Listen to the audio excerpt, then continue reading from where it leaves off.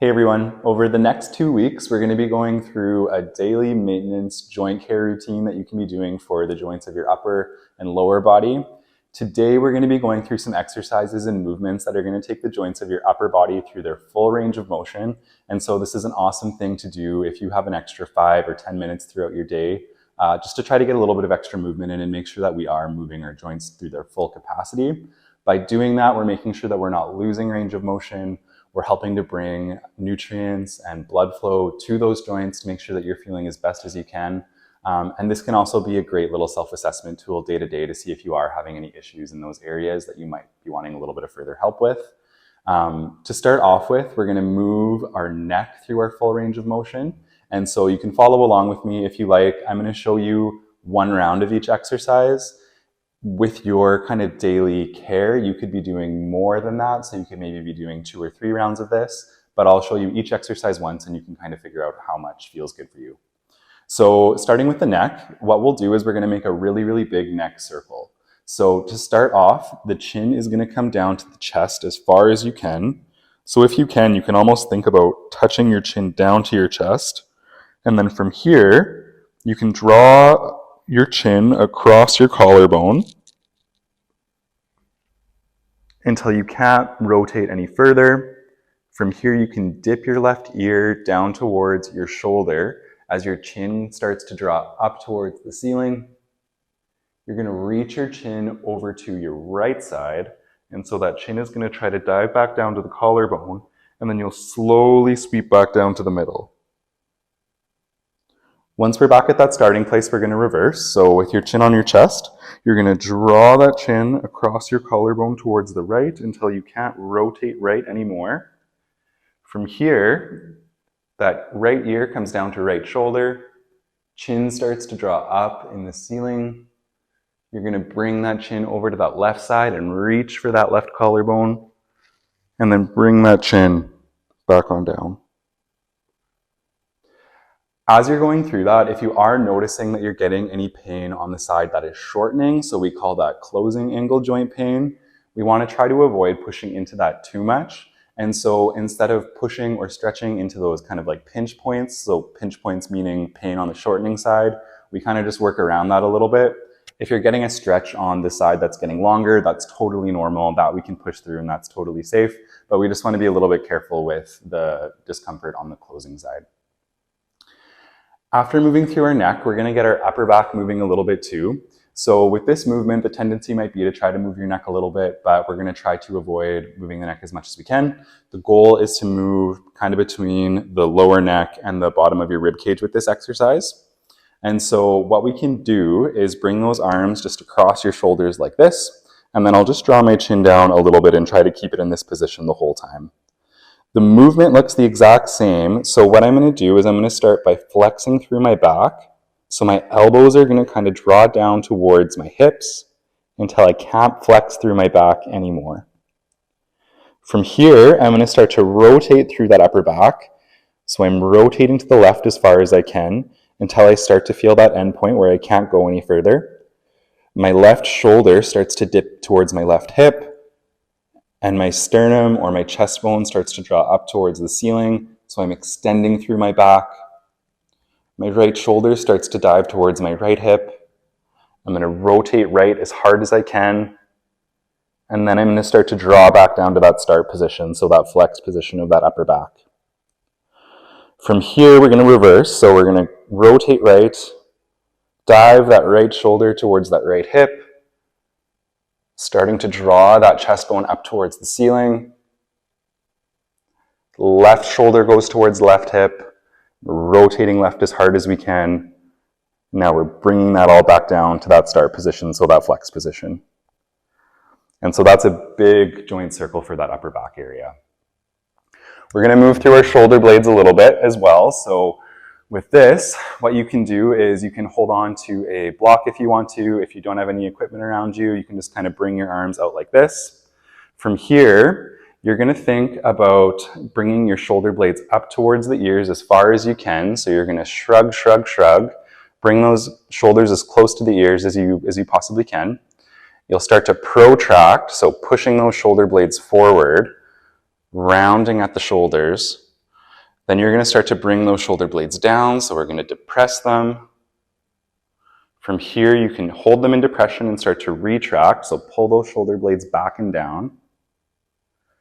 Shoulder blades go up to the ears. And we'll do one more round of that. They push forward, down towards the ground, and then backwards. And then we're going to reverse that.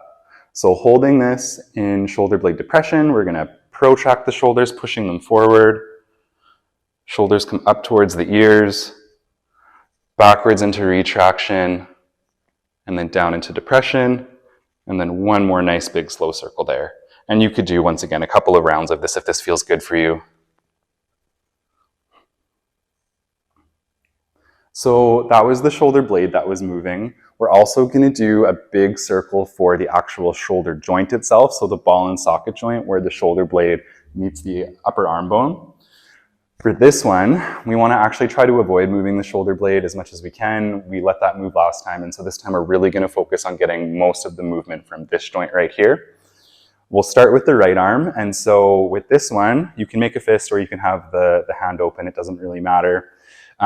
With the palm facing forward though, you're going to start to draw that arm across your body. So you're squeezing those chest muscles and you're squeezing those pec muscles. Once you get to about 90 degrees here, that arm's going to start to sweep across your face and you're going to try to drive that upper arm towards your ear. So as best as you can kind of get in this position. If you're getting pinching in that joint with this, just try to go up a little bit less intensely, or you can kind of move around this so it's a little bit less uncomfortable for you. Once you're up at the top, you're going to externally rotate that shoulder. So you're rotating that shoulder towards the outside, and you're going to start to reach backwards into extension. Thinking about keeping on rotating that whole time. That arm will come down by your side, and that thumb should be pointing backwards by the time you get here. From here, we're going to reverse it. So we'll pull that arm backwards into extension, leading with your thumb. Once you can't get into extension anymore, you're going to start to unwind that rotation, and that arm's going to come up and across as close to the ear as you can. You'll sweep across your body, same thing, squeezing those chest muscles and bringing that arm back down by your side. We're going to do that on the left side as well. I'll give you the side view this time. So once again, palm facing forward, sweeping that arm across your chest, reaching that arm up, starting to think about sweeping that arm beside your ear. Once we're at the top, we're rotating, reaching that thumb towards the back of the room, trying to get more rotation the whole time we're coming down to the side. That arm comes by your side and that thumb's pointing backwards. We're going to reverse, so that arm goes up into extension, starting to reach overhead. Arm sweeps by that ear. Arm reaches across that body, squeezing the pec muscles or that chest muscle, and then the arm comes by your side. So those are big circles for those ball and socket joints, those shoulder joints. We're going to do the elbows and wrists as well. So we'll do the elbows first. These ones you can do one at a time if that's more comfortable for you, or you can do them together to save time. With these, what you'll do is we're going to start by trying to keep the wrist neutral the whole time with these ones because we're trying to move through the elbows. So what I will do is I'm going to bend the elbows up as far as I can with my palms facing towards my elbows. From here, I'm going to think about rotating my palms away. So I'm pronating through my elbows and then trying to keep that rotation and push into that rotation the whole time. I'm going to straighten both elbows. From here, I'm going to supinate, so I'm going to bring those palms forward. I'm going to try to do that without rotating through my shoulder too much. So my shoulder stays still, but I'm going to try to rotate these palms upwards. Same thing, pushing that rotation the whole time. I'll bring them back up, rotate them back down, and I'll go through a few reps of that. If you really push that rotation with these can be quite challenging. But that's where we'll notice the benefit. So that's a good exercise to do for those elbows. For the wrists, you can also do these 2 at a time. I, for whatever reason, have a really hard time doing that. So I usually like to do these ones 1 at a time. But same thing, whatever works best for you is great. With the hand straight, You can start by bringing your wrist down into flexion. So we're bending at that wrist, kind of bringing that palm towards the forearm. From here, you can start to deviate a little bit towards the pinky side. So we're going to draw a big circle with this. Once we're out towards that pinky side, you can bring that wrist up into extension. So that palm starts kind of facing forward. We'll start to bring that hand over to the thumb side and then back down. So it's just a really big wrist circle, and you can go through that. You can go through that a couple times. You can go through that twice with the palm kind of facing forward, and then we'll reverse that. So we're going to start to make that opposite circle and just trying to draw the biggest possible circle that you can with that wrist.